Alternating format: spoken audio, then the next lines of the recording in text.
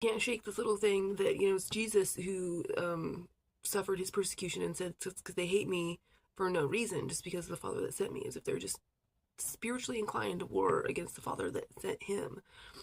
But either way, it's like, it's the hell of being hated for absolutely no reason. And then it's, relate that to Netanyahu, um, basically explaining that his idea of anti Semitism kind of, he explained the reason of anti Semitism. So to me, that's not at all. His concept of anti-Semitism isn't the same as my concept of like godly persecution, because mine definitively includes like having no reason, which includes also being like poor. It's like, what, you hate me for being poor and nice, okay? Um, but either way, he said it was 2,500 years ago that anti-Semitism sprung up, and then Christianity sprung up like 500 years after that. So it makes sense to me that Christianity is not the font of anti-Semitism, and that doesn't really sound like Christ is the kind of guy who like jumped on board, because he was also hated for no reason and was crucified while knowing he was innocent. Okay, so that's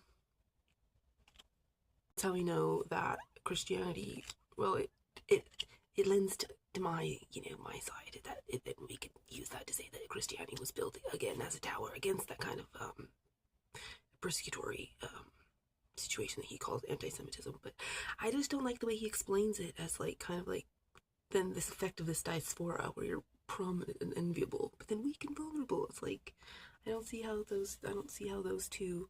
I don't see how anybody weak and vulnerable is enviable. So I don't see how those two concepts jive as far as some kind of like unvalid persecution.